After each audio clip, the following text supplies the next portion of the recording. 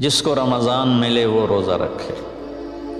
تو روزہ تو انشاءاللہ رکھیں گے، لیکن میں تھوڑی سی ایک گزارش کروں گا کہ جسم کی صحت کے لیے اپنی غذا پہ کنٹرول کریں۔ شاید کوئی یہ نہ بتائے، میں رمضان کے آداب میں یہ بات بتا رہا ہوں، سحری اتنی دبا کے نہ کھائیں کہ عصر تک اسی کے ڈکار آتے رہیں، کھٹے ڈکار آتے رہیں، اور افطاری اتنی دبا کے نہ کریں کہ پھر تراویح کے وقت پڑھاؤ کہ ہن میں کیویں پڑھاؤں، ٹھیا ہی نہیں جاندہ۔ تو سحری کھائیں اتنی کہ بس عام معمول کا پیٹ بھر جائے، کچھ حصہ خالی ہو، اور آپ کو دوپہر سے بھوک لگنی شروع ہو جائے۔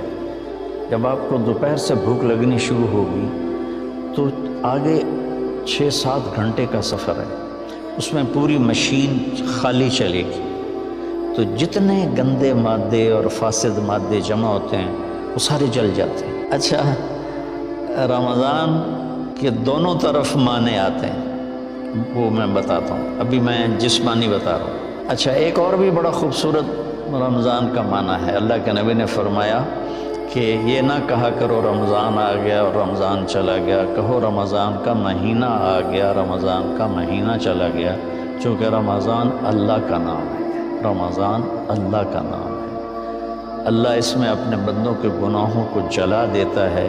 تو اس لیے یہ تفسیر رازی کی روایت بیان کر رہا ہوں، اس کی صحت اور ذوف کے بارے میں مجھے نہیں پتہ۔ تو رمضان کہتے ہیں جلا دینا، جلا دینا یا جل جانا۔ تو جب آپ کا فاقہ 12 بجے سے شروع ہو جائے گا، 6-6:30 بجے تک چلے گا، تو آپ کے جسم کا ایک ایک خلیہ گرم ہو جائے گا اور اس میں سے بھاپ نکلے گی، اور آپ کے جسم کی گندگی پورے سال کی جو جمع ہے وہ جلنا شروع ہوگی۔ پھر آپ افطاری جب کریں تو سنبھل کے کریں، ٹھنڈا برف سے بھرا ہوا پانی اور روح افزا اور جام شیریں اور دودھ سوڈا، اور اس میں برف کے اتنے بڑے بڑے ڈلے ڈال کے جب آپ پیتے ہیں تو سارے دن کے روزے کا جسمانی فائدہ فوت ہو جاتا ہے، ختم ہو جاتا ہے۔ سنبھل کے پانی پئیں اور روم ٹمپریچر کا پانی پئیں۔ اس وقت معدہ گرم ہوتا ہے، اس میں ٹھنڈی بلا ڈال، اور پھر آپ اس پر ظلم یہ کرتے ہیں کہ اتنا ٹھنڈا پینے کے ساتھ گرم گرم سموسے کھاتے ہیں، گرم گرم پکوڑے کھاتے ہیں، اور کئی ماشاءاللہ ساتھ وہ پیس کو بھی ملاتے ہیں، کوئی چانپیں ملاتے ہیں، کوئی پیس ملاتے ہیں۔ یہ افطاری ہوتی ہے اور پھر کھانا اس کے بعد ہوتا ہے۔ تو سادہ پانی سے روزہ افطار کریں اور مغرب کی نماز کے بعد ہلکا پھلکا کھانا لیں، اور پھر تراویح کا انتظار کریں، تراویح پڑھیں، اور اس کے بعد جس کا ذوق ہے ٹھنڈا پانی پینے کا وہ ٹھنڈا پی لے، گرم کا ذوق ہے گرم پی لے، لیکن برائے مہربانی کئی چیزوں کا اب میں ایک آپ کو مثال دیتا ہوں۔ یہ ہماری گاڑیاں ہیں معمولی سی، تو ہم اس میں دیکھتے ہیں کہ اچھا پیٹرول کہاں ملتا ہے۔ جس پیٹرول پمپ کا پتہ چلے کہ پیٹرول اچھا نہیں، ہم سزوکی والا بھی آگے چلا جاتا ہے کہ ویکھو چنگا پیٹرول کی تھلب ہے، اور جن کے پاس مہنگی گاڑیاں وہ ہائی آکٹین ڈلواتے ہیں، جو پیٹرول کی سب سے اچھی قسم ہوتی ہے۔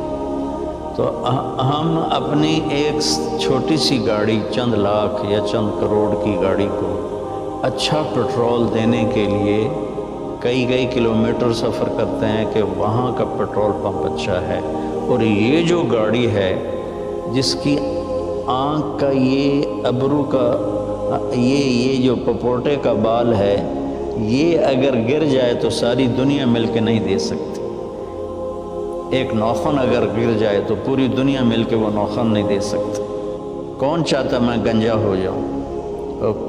ایک بال گرتا ہے تو پوری دنیا کی طاقت مل کر وہ بال واپس نہیں لا سکتی۔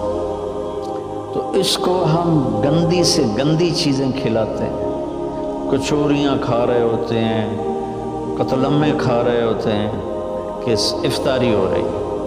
تو اللہ کے واسطے ٹویوٹا گاڑی میں صاف پیٹرول ڈلواتے ہو، اور اس خوبصورت گاڑی میں گند بھر دیتے ہو، سموسے اور پکوڑے اور دودھ سوڈا اور جام شیرین اور روح افزا اور 7 اپ اور ٹھنڈے پانی، سکنجبین، اور اس کے اوپر پھر مرغے کے پیس اور چانپوں کے پیس، اور ابھی کھانا بعد میں کھانا ہوتا ہے۔ تو مہربانی کریں اپنے جسم کی صفائی کریں، اعتدال سے کھائیں، افطاری بھی اتنی کھائیں کہ آپ کی بھوک باقی ہو، تو آپ آرام سے تراویحیں پڑھ لیں گے، تو تراویح پڑھیں، پھر اس کے بعد آپ آرام کریں، جلدی سے سو جائیں۔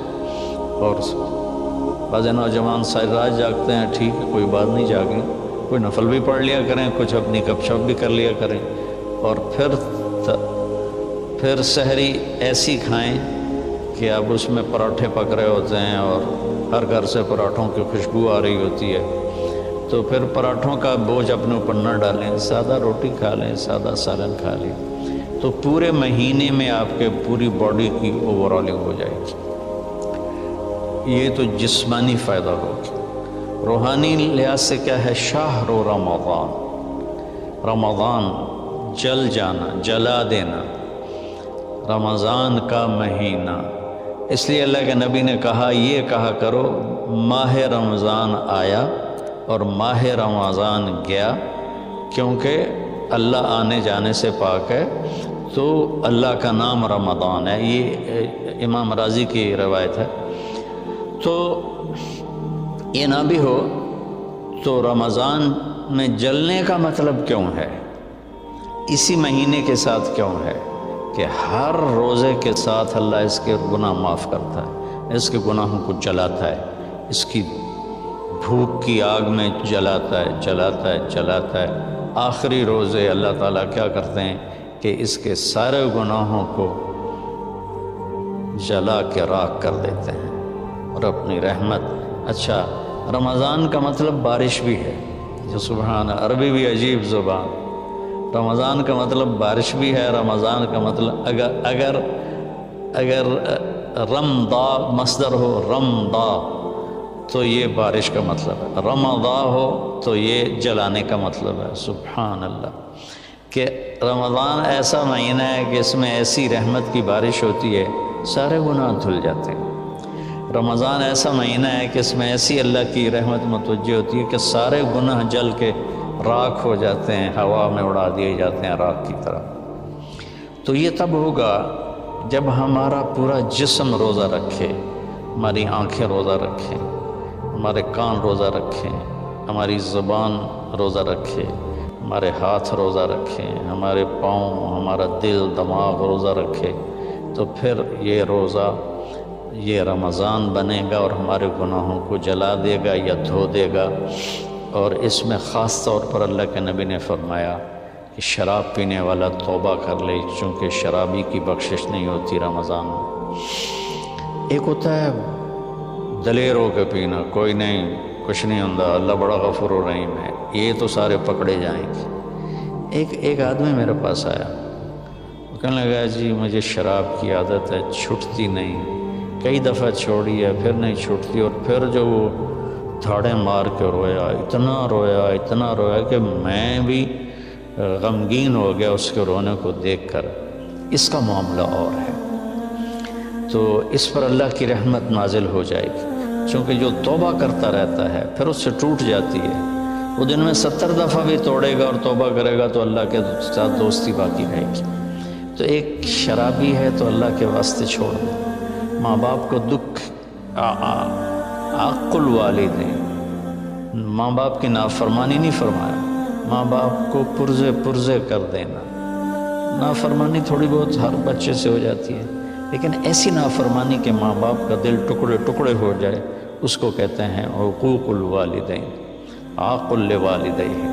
جو ماں باپ کے دل کو ٹکڑے ٹکڑے کر دے، اس کی بھی بخشش نہیں ہوتی۔ تو مشاحن، جو دل میں کینہ پال کے رکھتا ہو کسی کے لیے، اور بغض رکھتا ہو کسی کے لیے، نفرت رکھتا ہو کسی کے لیے، حسد رکھتا ہو کسی کے لیے، اس دل پر اللہ کی رحمت کی نظر نہیں پڑتی۔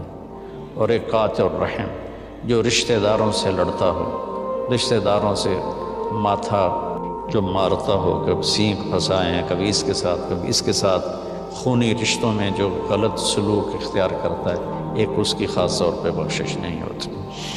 تو باقی اللہ کا دریائے رحمت ہے، جو بھی توبہ کرے گا، مشرک بھی توبہ کرے گا معاف، سود خور توبہ کرے گا معاف، چور توبہ کرے، ڈاکو توبہ کرے، زانی توبہ کرے، قاتل توبہ کرے، شرابی توبہ کرے، ماں باپ کا نافرمان توبہ کرے، اور رشتہ داروں سے لڑنے والا توبہ کرے، نفرت رکھنے والا توبہ کرے، اور سود پہ کام کرنے والا توبہ کرے، سود کھانے والا توبہ کرے، سب معاف ہو جائے، سب معاف ہو جائے۔ اور اللہ سے مانگیں کہ اللہ تعالیٰ اس میں ہماری جسمانی صحت بھی بحال کر دے اور روحانی صحت بھی بحال کر دے اور ہمارے گناہوں کو معاف کر دے۔ السلام علیکم ورحمۃ اللہ وبرکاتہ۔